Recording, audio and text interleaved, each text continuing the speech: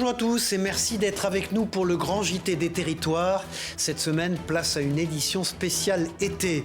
Une rétrospective de vos reportages préférés pour revivre l'actualité de vos territoires autrement. Pandora, petit village de 450 habitants près de Langon, une école, un pont, mais plus de bars ni de restaurants depuis une dizaine d'années. Il serait bien pour la commune qu'il y ait un espace où on puisse se poser un petit peu, boire un café, une limonade, voir l'apéritif. Les personnes qui demandent souvent l'installation de ce type de commerce, il faut qu'après ils les fréquentent. Ce n'est pas souvent le cas. Des difficultés à faire vivre un commerce, mais aussi pour l'ouvrir. L'obtention de la licence 4, nécessaire pour vendre de l'alcool, s'avère parfois difficile. Pour y remédier, le député Guillaume Casparian propose une dérogation simplifiant les démarches. Une proposition de loi qui aurait de quoi redynamiser certaines petites communes. Pouvoir donner la chance à beaucoup de villages de pouvoir revivre. Et puis nous, on a eu la chance que la mairie était propriétaire de la licence 4.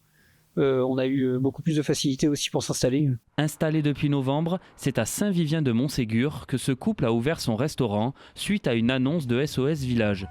Et selon le maire, ce type d'établissement est nécessaire pour redonner de la vie à tout un territoire. Que ce soit les bars, les restaurants, ça permet d'avoir un lien social. Voilà, c'est important pour nos petites communes qui sont désertées de plus en plus. Voilà, il faut le dire. Dans les zones rurales, les cafés-restaurants se font de plus en plus rares. En 1960, on en comptait 160 000 contre seulement 40 000 aujourd'hui, soit une baisse de 75%. Ces dernières années, à cause du changement climatique, le nombre de catastrophes naturelles a augmenté en France.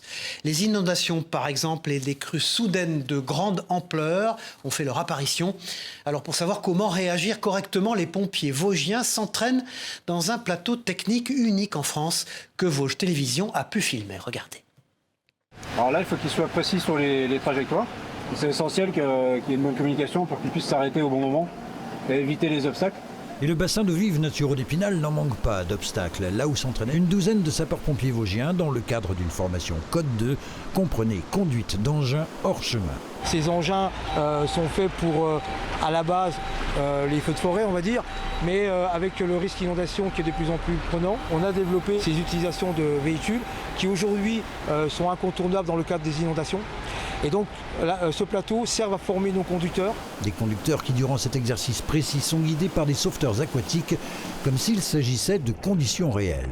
La difficulté, c'est surtout de voir les risques pour pas qu'un camion se retrouve dans une mauvaise posture. Tout ce qui est inondation, les eaux sont quand même très chargées, remplies de bouts de bois, de cailloux. Et du coup, nous, on essaye d'être un peu les yeux au plus proche pour les conducteurs. Là où généralement des spécialistes de canoë-kayak s'y retrouvent, tant pour des entraînements qu'en compétitions nationales et internationales, mais aussi le tout public pour des activités de loisirs, ces manœuvres peuvent certes sembler insolites, mais ce bassin d'eau vive a été à l'origine spécifiquement pensé pour cela. À Huxenier, on devait construire un plateau technique risque inondation. L'alignement des planètes a fait qu'au même moment, la CAE voulait créer un stade d'eau vive. En France, beaucoup les pompiers s'entraînent aussi sur des stades d'eau vive, mais qui ont été aménagés après construction. Les sapeurs-pompiers vosgiens s'entraînent 5 à 6 fois par mois sur cette structure nautique unique en France de 200 mètres de long pour 10 de large. Mais il n'y a pas que, ce sont cette fois des Ardennais qui, comme l'an dernier, ont investi le site pour d'autres exercices. Alors là, on est à 8 mètres cubes secondes. On voit bien toutes les techniques mises en place par les sauveteurs pour pouvoir récupérer des victimes ou accéder à des victimes sur des situations particulières, genre maison, véhicule. Avec les crues soudaines et torrentielles qui se multiplient, ces formations sont plus que jamais utiles. Elles sont encadrées par le SDIS des Vosges et ils viennent de toute la France mais aussi de pays limitrophes, Belgique, Luxembourg, Suisse. L'Allemagne semble également très intéressée.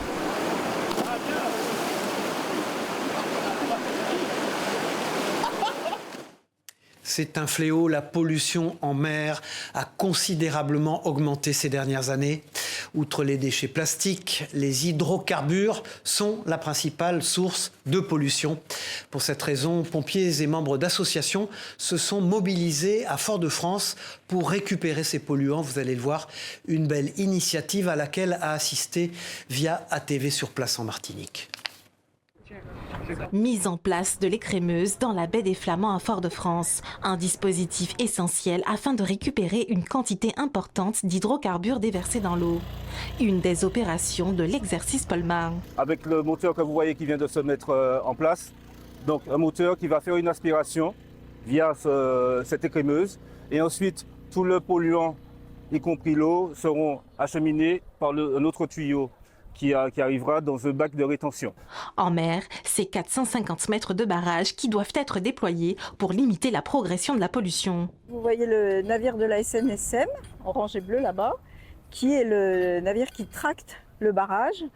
Et donc là, l'objectif, c'est d'amarrer le barrage sur les coffres que vous voyez, les coffres gris que vous voyez en mer. L'idée, c'est de s'entraîner, de voir si le plan est bien préparé et que les personnes s'habituent à le faire. Réalisé tous les 3 ans, l'exercice Polmar permet de limiter les dégâts et de protéger le littoral lors d'une forte pollution d'hydrocarbures. La dernière qu'on connaît, c'est donc au large de l'Angleterre, 2 bateaux qui se sont rentrés dedans. Ce type de pollution a un fort impact sur l'écologie, puisqu'il y a la toxicité du produit, donc de l'hydrocarbure, mais il y a aussi l'étouffement de tous les écosystèmes. Et vous savez qu'en Martinique, l'écosystème est très très fragile. Un risque réel en Martinique, notamment en raison de sa localisation. Ça peut être une pollution résidente, c'est-à-dire d'un navire qui est ici en escale et qui perd du carburant. Ça peut être également une pollution liée à un navire de haute mer. Vous savez qu'on a autour de la Martinique des grandes routes maritimes avec des pétroliers qui circulent et des grands navires de commerce qui arrivent de l'Atlantique, qui vont jusqu'en Caraïbes. On peut avoir une pollution maritime en haute mer qui se déplace au gré des vents et qui arrive soit sur la côte Atlantique, soit via la côte Caraïbe. L'opération Polmar se poursuit avec un exercice de nettoyage de la plage de la Française dans le cas où la pollution arriverait sur Terre. Et connaissez-vous le criquet de Crau ? Cet insecte très rare tient son nom de la vallée de la Crau dans les Bouches-du-Rhône. Étant en danger d'extinction, cette espèce est au cœur de la préoccupation et de la conservation, car sa survie est essentielle pour toute une chaîne écologique. Le projet LIFE permet notamment d'adapter et de restaurer son habitat naturel. Écoutons Thibaut Favier, membre de ce projet, au micro de nos confrères de la Provence. Le but, c'est d'arracher en fait les filaires sur cette zone pour redonner de l'espace pâturable aux brebis et donc réduire l'impact du pâturage sur des zones où le criquet est présent. L'objectif n'est pas de redonner de l'habitat direct au criquet parce que sur cette zone, il n'est pas présent directement, mais donc de diminuer l'impact du pâturage ailleurs. En conservant en fait l'habitat du criquet de Crau, on va par conséquent préserver aussi d'autres espèces comme les oiseaux stépiques. Et donc là, sur la Crau, on a plusieurs oiseaux qui sont extrêmement rares, comme le gangakata, où il y a les seules populations en fait, qu'on peut observer en France, on les observe ici, dans la Crau. Il y a également l'alouette calandre, l'outarde canepetière et le dicnème criard, par exemple, qui sont des oiseaux rarissimes et présents en Crau. Tout autre chose maintenant, beaucoup de sportifs professionnels rencontrent d'importants problèmes financiers pour vivre de leur passion. Certains font le choix de s'engager dans l'armée française et de défendre leur pays. Pour quelles raisons ? Réponse avec ce reportage de Télé Grenoble au sein d'une brigade d'infanterie de montagne. Regardez. Sous ces tartes de chasseurs alpins se cachent des athlètes de haut niveau engagés dans l'armée de terre. En tout, 50 sportifs composent la compagnie hiver de l'armée des champions.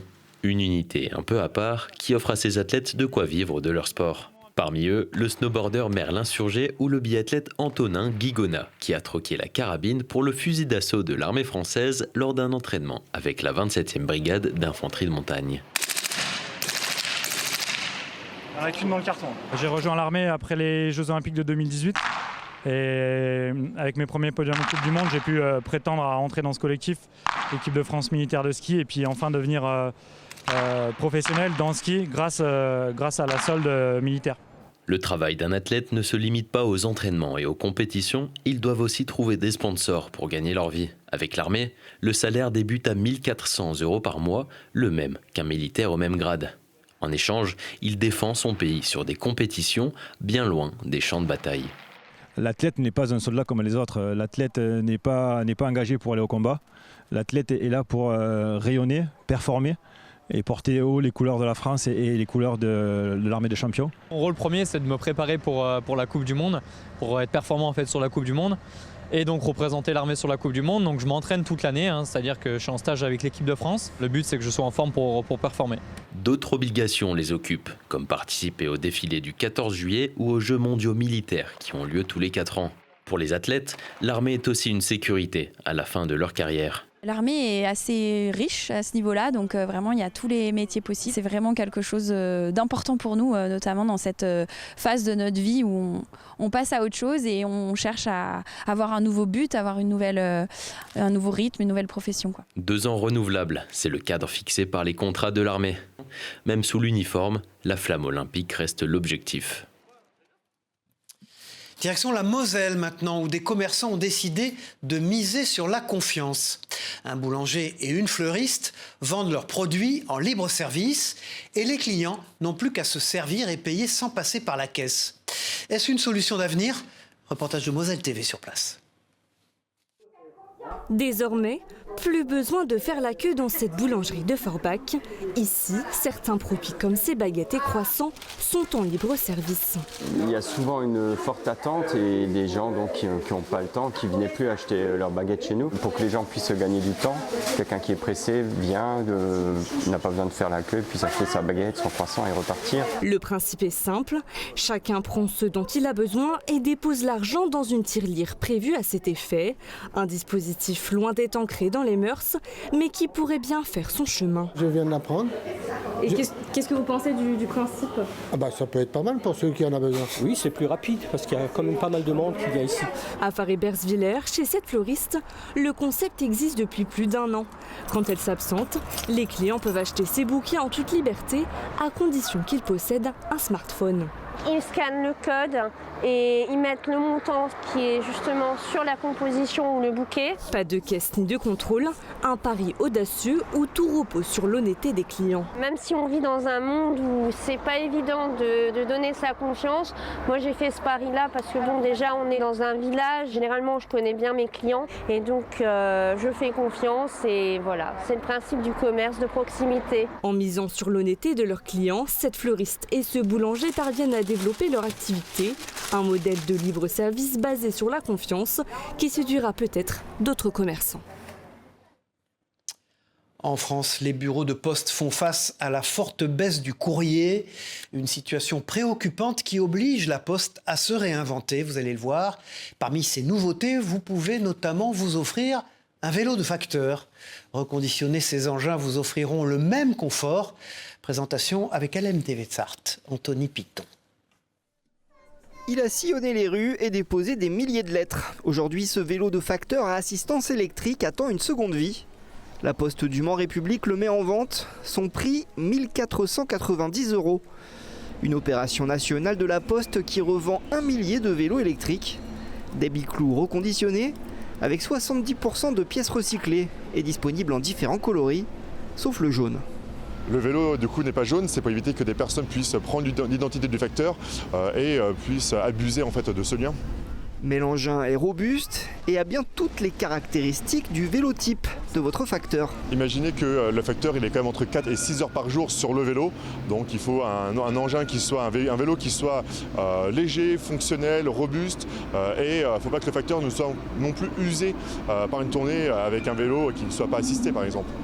Jusqu'ici, les vélos des facteurs étaient mis au rebut après 5 ans d'utilisation. Au Mans, l'opération a été lancée début avril et c'est un ancien de la Poste qui s'est porté acquéreur de la toute première bicyclette. C'est un ancien facteur, tout à fait, oui, qui avait d'ailleurs œuvré pour la mise en place de vélos électriques il y a quelques années déjà. Sitôt qu'il a entendu parler de cela dans les médias, il a accouru au bureau de poste, tout à fait. Alors si vous avez toujours rêvé d'être facteur, rendez-vous au bureau de poste du Mans République. L'avantage avec ce vélo, vous n'aurez pas besoin de livrer le courrier. Feriez-vous vous-même le pari d'acheter un matelas reconditionné ? C'est une activité en pleine expansion et notre partenaire Via Occitanie a rencontré la société Ecomatelas qui connaît une importante croissance de son activité. Immersion sur le site de production. Donc vous voyez, il y a énormément de matelas déjà prêts à être expédiés. Donc effectivement, pour suivre la croissance Eco-Matelas, on avait besoin de place pour pouvoir stocker ces nombreux matelas. Comme tout entrepreneur, Jérémy Adjedj aime bien voir les choses en plus grand, plus haut. Depuis le début du mois de mars, son entreprise spécialisée dans le reconditionnement de matelas a investi les 1000 mètres carrés de cette usine installée à Vendargues. 1500 matelas fabriqués par mois contre 800 auparavant au siège basé à Saint-Onès à quelques kilomètres. La technique de production, quant à elle, reste toujours la même à partir de matières récupérées. On va venir du coup découper la partie haute du matelas pour venir vraiment récupérer le noyau du matelas. Donc c'est un peu comme un fruit abîmé en surface mais qui est encore intact à l'intérieur. Après on a du coup la partie assemblage du matelas, en l'occurrence la partie qu'on est venu récupérer sur ce matelas. On vient la coller du coup sur la mousse avec une colle certifiée Ecotex, toujours naturelle. Le matelas termine ensuite dans cette machine de désinfection à rayon ultraviolet pour éliminer acariens et punaises de lit. Depuis 2017 et son lancement, Eco-Matelas a su convaincre une clientèle de particuliers et de professionnels dans l'hôtellerie.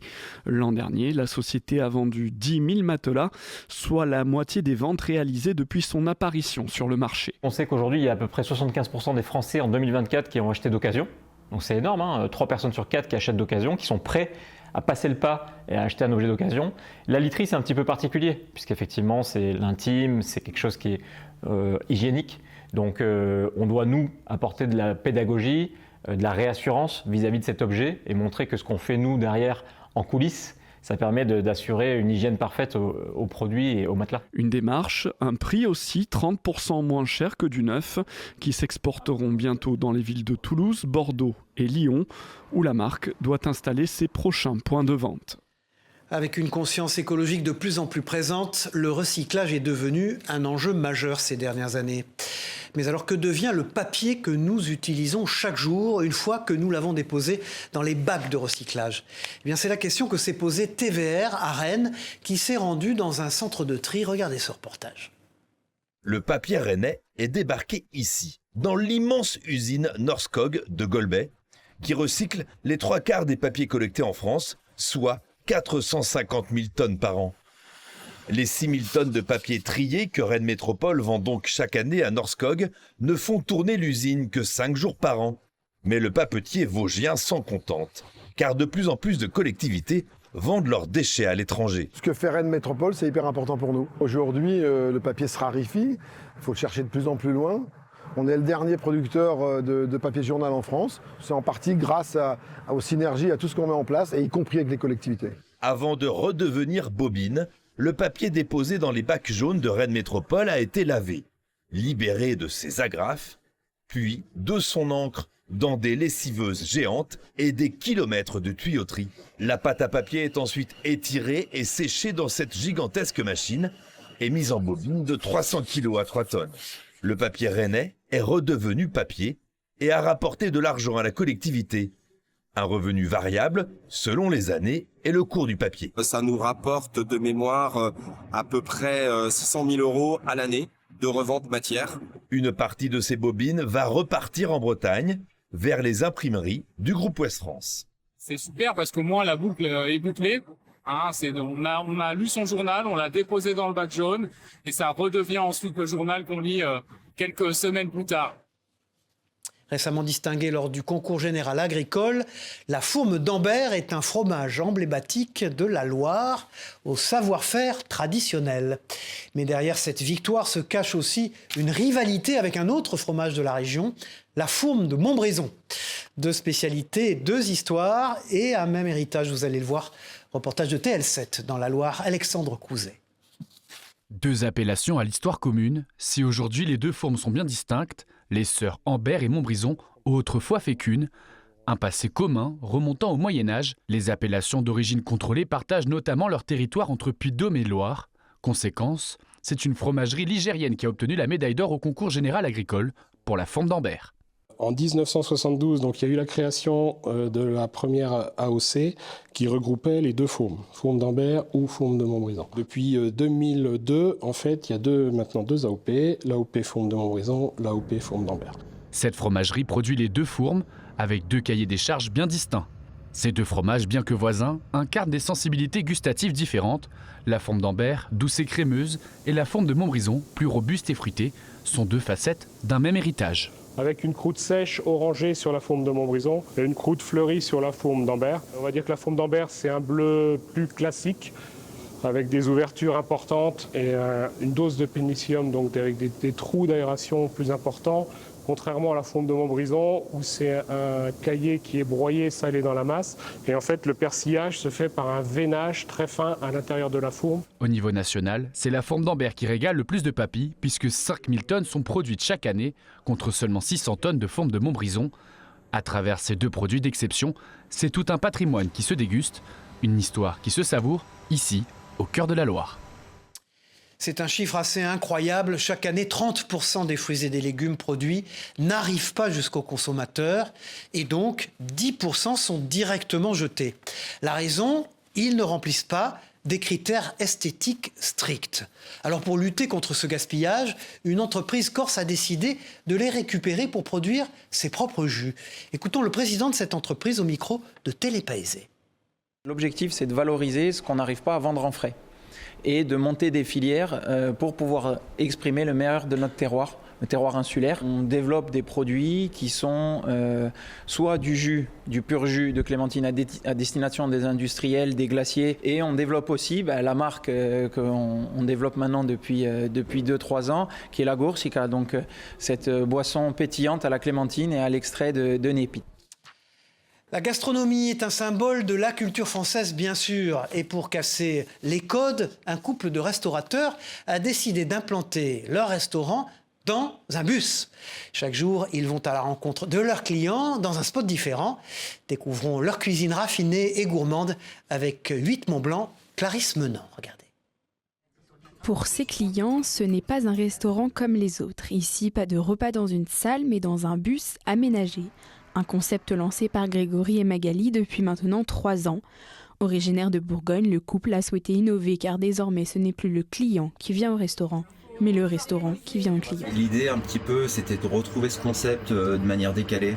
C'est de se dire, nous on est un restaurant gourmand, mais on n'est jamais au même endroit tout le temps. On choisit des endroits très spécifiques avec une vue, un panorama, un cadre. Pour le menu, 2 formules sont proposées, une de 4 plats et une de 5 plats. Foie gras maison, suprême de pintade aux écrevisses ou encore riz au lait de fraises. Mais le dos de cabillaud sauce morille du chef reste une valeur sûre. Mes poissons, je les cuis à basse température chez moi là-bas, dans les règles de l'art, à 53 degrés, où le poisson il est juste poché et comme ça permet de le conserver. On est sur du produit frais. La cuisine de Grégory allie modernité et simplicité, le tout sous fond de gourmandise. Après découverte et dégustation, les clients sont repus et repartent unanimes sur la cuisine goûtée. Atypique, formidable. Et après la cuisine, alors très fine et excellente. Le bus déjà en lui-même, on a le côté atypique. Et puis au niveau des assiettes et les saveurs, le chef, pour l'instant à ce jour, à 7h, excellente découverte. Voilà, et puis maintenant dans ce journal, partons visiter un musée, mais un musée qu'on visite à l'aveugle. C'est le concept proposé par le musée Gravelotte en Moselle. L'établissement retrace la guerre de 1870 et l'annexion de l'Alsace par l'Empire allemand. On ne touche plus avec ses yeux, mais bel et bien avec ses mains. Et vous le verrez, les visiteurs perdent leurs moyens. Un reportage de Moselle TV. Je vais deviner ce que c'est. Je vous montrerai après, mais voilà, si vous avez une idée ce que ça peut être. Un canon qui lance plusieurs balles. Visite plutôt unique au cœur du musée de la guerre de 1870 et de l'annexion à Gravelotte. Privés de leur vue, les visiteurs ont découvert d'une autre manière plusieurs objets de la collection permanente et sortis d'archives. Disons que de les avoir touchés à l'aveugle, ça donne une autre façon de percevoir les choses. C'est vrai que c'est super impressionnant de se dire « je l'ai touché tout à l'heure en vrai ». On a plus le détail et quand on regarde après l'objet, on est plus à regarder vraiment le motif, ce qu'on a ressenti au toucher. On essaye de le percevoir en fait visuellement. La concentration est de mise. Sans la vue, mieux vaut écouter avec attention les explications des équipes encadrantes. Malgré tout, difficile parfois de deviner les objets entre ses mains. Équipé de gants, le toucher est également différent. Oh, ça c'est bizarre ça. Pour moi, il y a l'imaginaire qui vient contrer un peu la réalité. Le toucher, c'est spécial. J'ai regretté de ne pas pouvoir toucher avec mes mains et d'avoir un gant. Mais il faut respecter les objets, on le comprend bien. La visite continue toujours à l'aveugle pour s'attaquer à du plus gros calibre. Une expérience originale proposée par le musée pour la première fois afin de redécouvrir l'histoire de manière ludique. Carton plein pour cette première édition, rendez-vous en octobre pour la deuxième. C'est une trouvaille tout à fait inattendue qu'a fait un promeneur de Saint-Malo. Au milieu de son chemin se trouvait la plaque d'identité d'un soldat allemand de la Deuxième Guerre mondiale. Une trouvaille précieuse qui révèle des informations sur son identité, mais pas que. Écoutons Éric Peil, responsable du mémorial 3945 de Saint-Malo, au micro de TVR à Rennes. Beaucoup de monde qui passe par là, et je pense beaucoup de monde qui l'a vu sans réaliser réellement ce que c'était en fait. C'est une chance pour plusieurs raisons. D'abord parce que donc, c'est un objet nominatif, donc on sait vraiment à qui il a appartenu, mais c'est une chance aussi parce que ça a été trouvé sur la cité d'Alette, et donc ça fait partie intégrante de l'histoire de la cité d'Alette. Et puis on a une troisième chance, c'est que celui qui l'a trouvé, eh bien, il a décidé d'en faire don au mémorial. On sait qu'il a été recruté au départ pour la mer du Nord, avec le petit N qui est devant, qui signifie Nordsee. Et il y a son numéro de matricule, et puis l'année de recrutement, il a été recruté en 1940. Voilà, c'était le Grand JT des territoires de l'été. Merci de nous avoir suivis. On se retrouve très vite pour une nouvelle édition. Au revoir à tous.